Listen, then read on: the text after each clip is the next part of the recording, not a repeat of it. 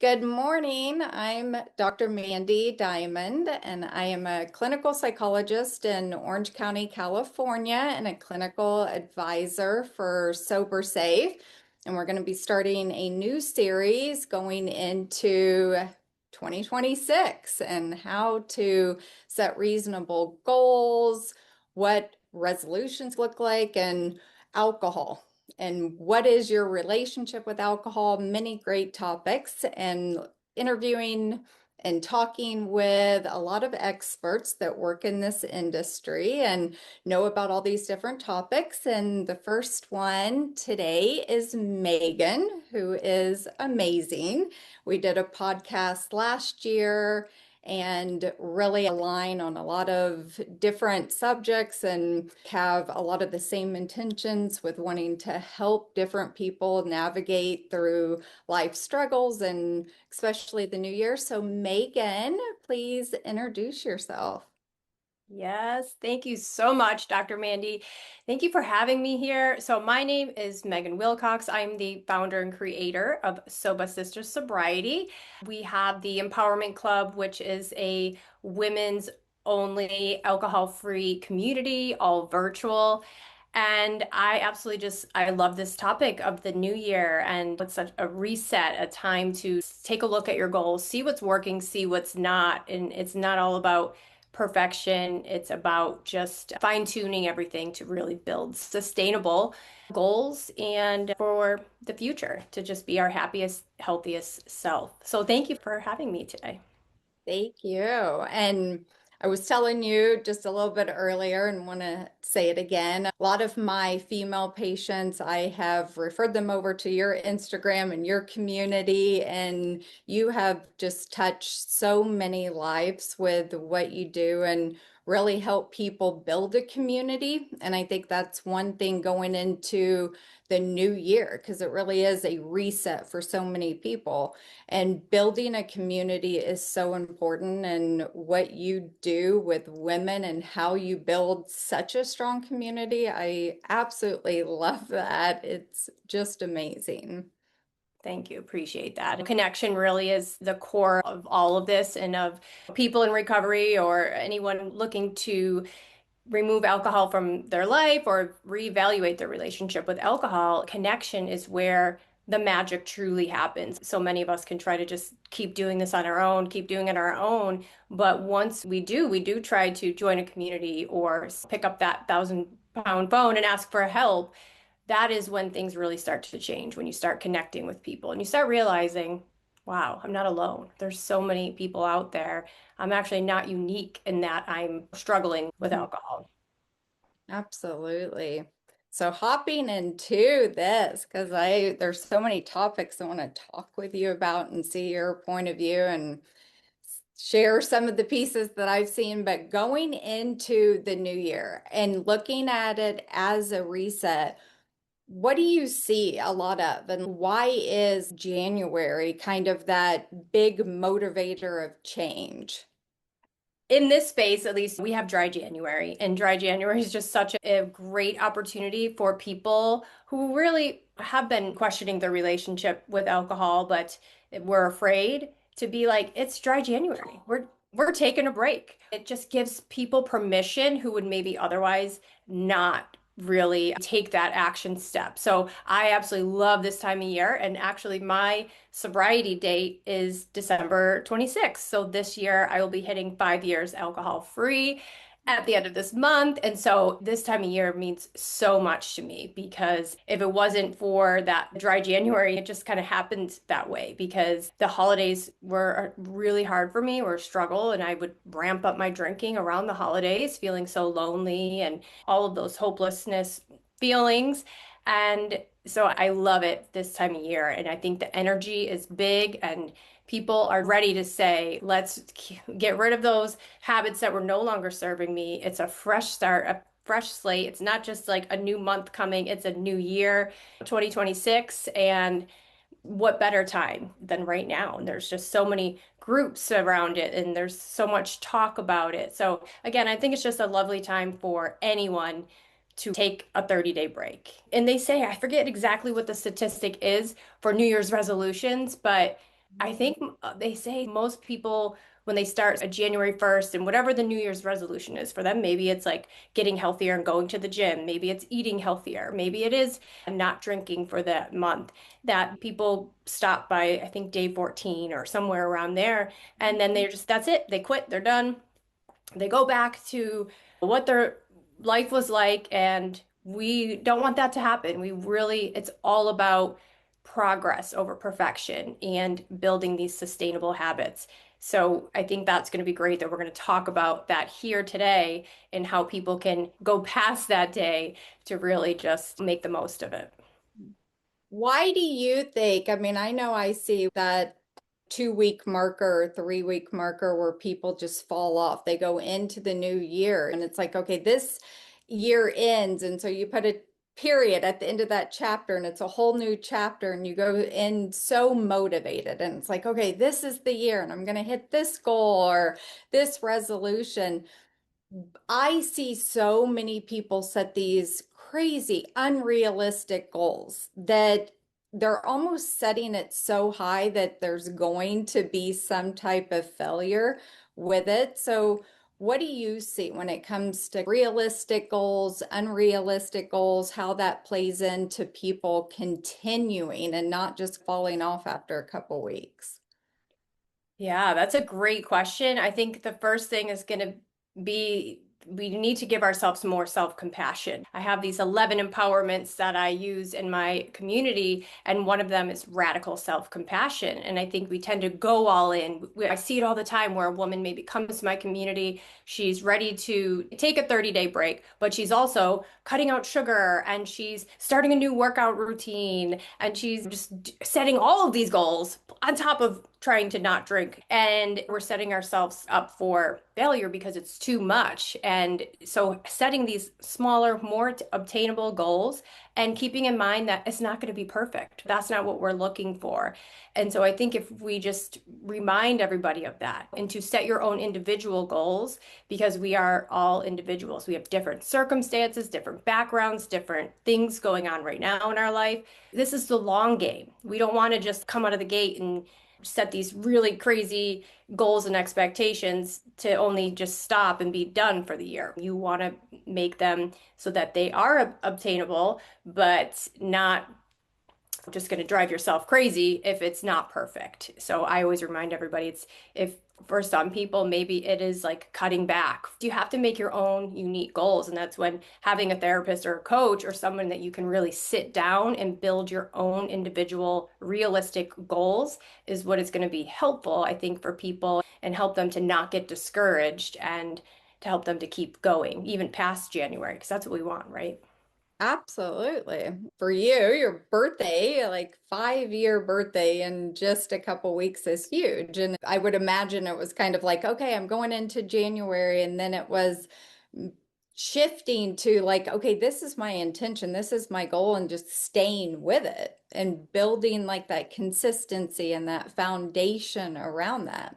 And I think one of the pieces is really for people to shift their thinking from this like pressure filled resolution that is like so huge to more sustainable intentions and what that looks like. Really, I think for sustainable goals, making them specific, making them personal, and making them achievable.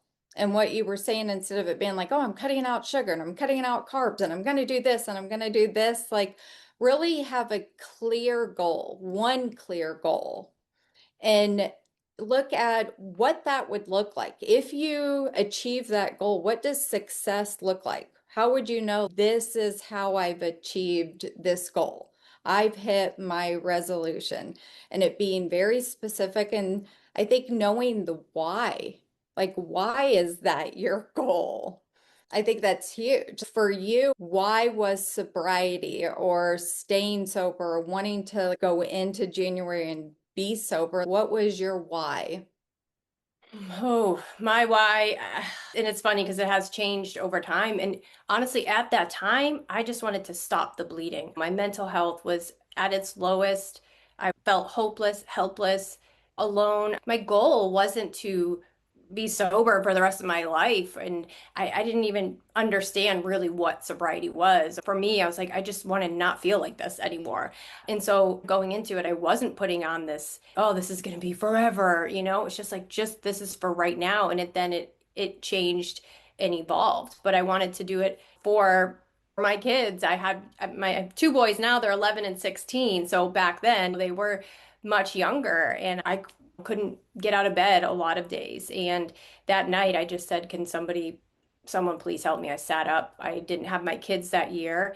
And I just knew that something had to change, and I knew I deserved more. And so that was my why. I was like, this can't be it. This can't be life. There has to be more to this life. And thankfully there is. And I was able to pull myself out of that. And a big part of it was I started doing support. This was during 2020, and there wasn't much in person.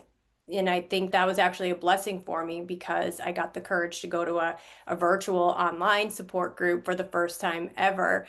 And so it was my time to start this journey. And that's why I've created my community now, is to give that space for women in particular to land and have a place to go. I wanted to just touch on accountability because I see how that tool is just so massive. For example, there'll be a woman in my community who's maybe, say, on day 10, and she's feeling good, but she starts to have cravings and it's starting to waver, she's getting wobbly, and she'll reach out to another woman in the community and they'll chat.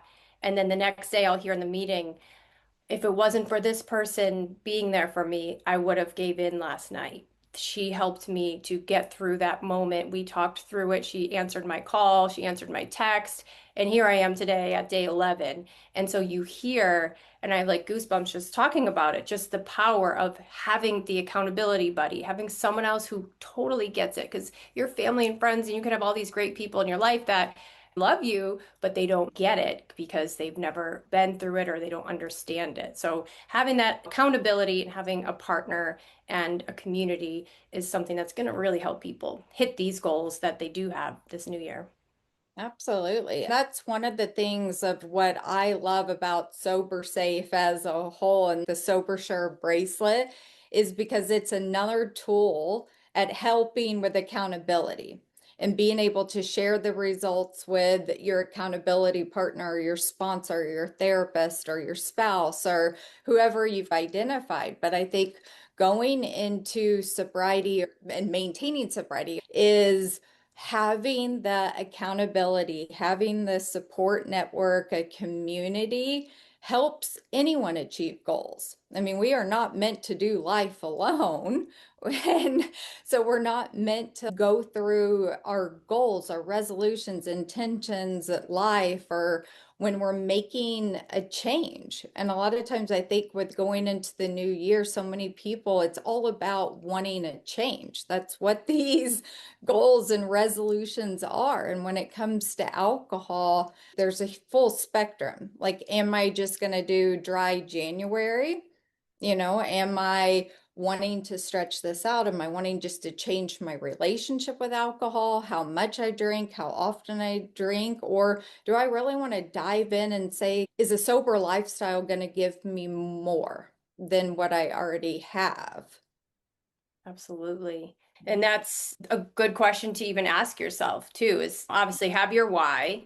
And then also ask yourself, what am I going to do differently this time to get there? Because what we were doing maybe wasn't working. And so changing it up, the old saying of like, if nothing changes, nothing changes. We can't just keep doing the same thing we were doing. Like, okay, gonna start here day one. What are you adding into it, into your toolbox that you haven't tried yet? So whatever that may be, maybe that is getting the Sober Sure band and having that extra accountability tool and sending it off to somebody. Maybe it's joining a community. Maybe it's getting a sober coach. Maybe it's getting a new therapist. Maybe you start journaling. You've never done that before. Maybe you start meditating, something different. So anyone who's listening right now, something very simple you could do is, what is going to be your one thing that is new that you're adding this year to help meet whatever goal that you might have? I think I see this with all of my patients that are struggling to make changes, whether it is with alcohol or kind of anything else. And a lot of times it is the pattern of insanity is doing the same thing over and over again and expecting a different result. And so if your resolution is the same as what it was last year or the year before, looking at what can I change? What are going to be those like small actionable steps that I can take? What is going to be my accountability? What is going to be my support community this time around to be able to change? One All of good the stuff. things, like with dry January, a lot of times companies or even gyms and friend groups will make it a challenge.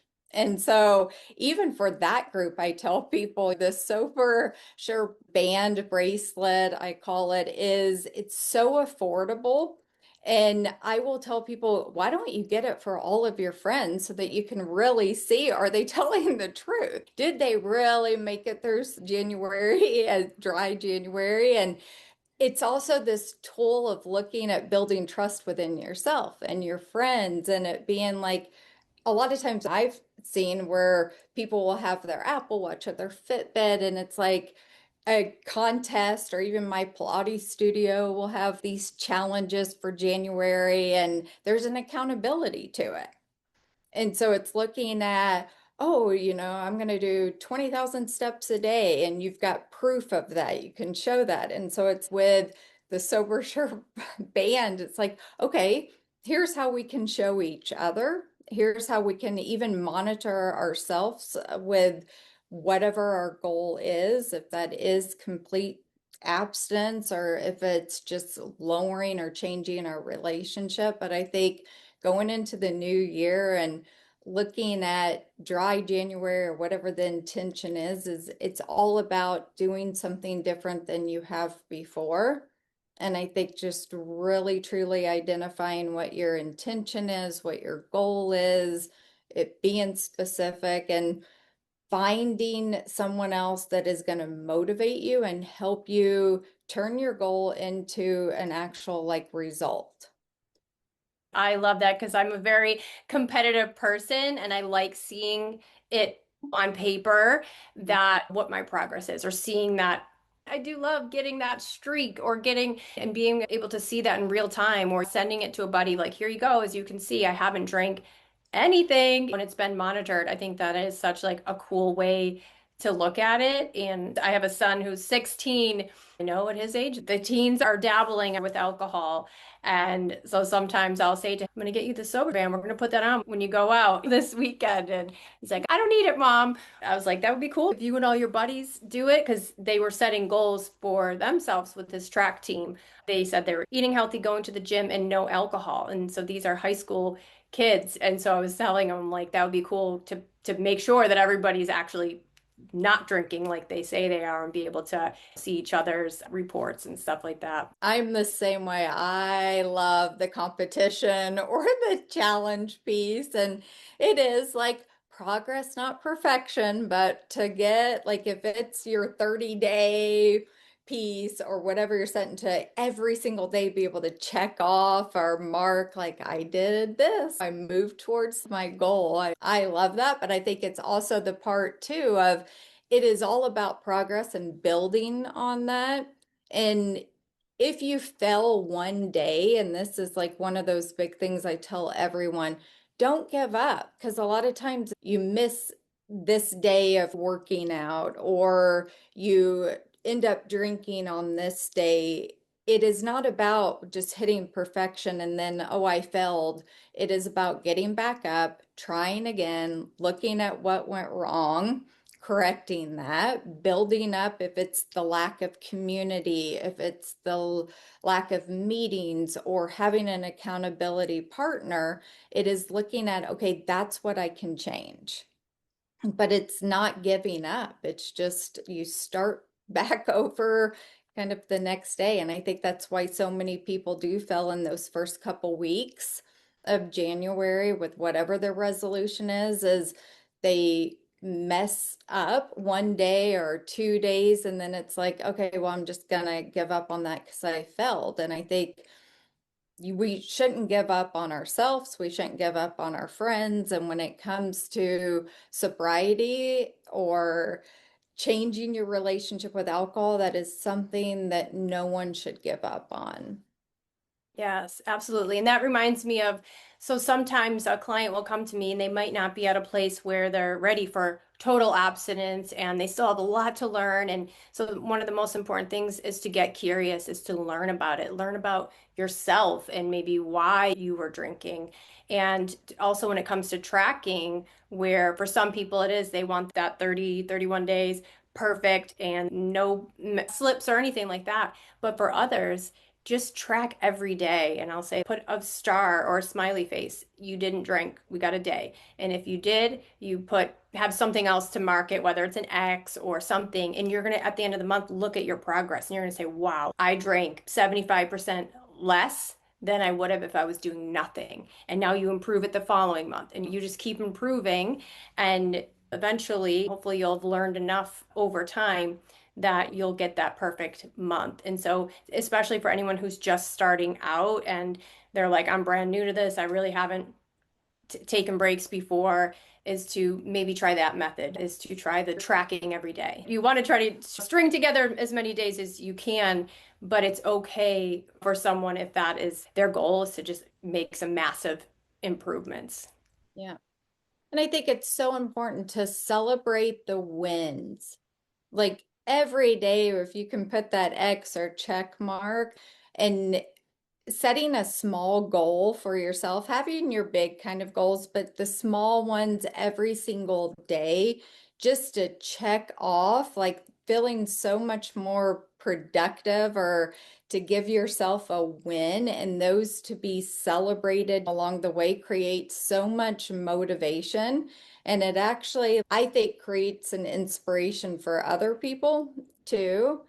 And I think especially like within the community that you've built with my patients that are tied to AA or some type of other like support group, when those wins are celebrated, it inspires other people that it is doable and it motivates them to keep going. Because a lot of times the failures are what people will focus on. But changing that mindset to, I succeeded here and I was able to continue to win along the way, and every day stacks together. And before you know it, it's weeks, it's months, it's years of some type of change. I love seeing that. I know that just makes me so happy when I see my patients celebrate a win. And when I get to celebrate a win, it gives me goosebumps. Yeah, right. And that's why we do this. And something else I was gonna mention too, when you do track and you track and you say you are tracking with, like, you get a sticker chart, like you print out a calendar. I mean, it's funny what we can be motivated by. And the ladies love the sticker chart. So you print it out and you actually like get dopamine from putting that sticker. So a natural dopamine that you're gonna get by saying, I did it today. Some people do it in the morning and they'll do it at night. So they'll say, it'll be like the commitment, like, I'm not drinking today. Here's my sticker that I'm committing to myself. And then at the end of the day, they're like, I did it. I'm getting into bed and I did not drink. And they put that other sticker. And it's like your brain literally is like gets happy about it, is excited about it. And so that's cool to know that you are getting little dopamine hits, natural ones. And to also set little prizes for yourself, little mini rewards. So say you go 30 days, that would be actually like kind of a bigger reward, I think. And if that was your goal and you hit it, it's like maybe you go for a massage. You can come up with a list of goals that don't cost any money, like you get a bath or a hot fudge sundae, just something that's like you could do at home, and then have these like bigger prizes or rewards for some of the bigger goals that you have. Like, when I get here, I get that type of thing. And it just helps for like extra motivation and know that we're working towards something and that it's not just emptiness. There's little goals that we're going to keep hitting and little goalposts that we keep moving along the way. I know that was huge for me in the beginning, and then I got a little carried away with it, but it helped. And here I am, obviously. Positive reinforcement definitely works. So, as we wrap up, what would be one small change that you would recommend for anyone going into January and making a resolution around alcohol, sobriety, sober curiosity? What would be the change that you would recommend, and what would be a message that you would want to give the viewers that are feeling unsure or overwhelmed as they're making their resolutions or goals? So hard because there are just so many things. If I had to choose one, it would be don't do it alone. Do not do this alone. Join a community. There's many of them out there, thankfully, these days. Get a friend to do it with you. Get maybe your partner would be open to doing it with you.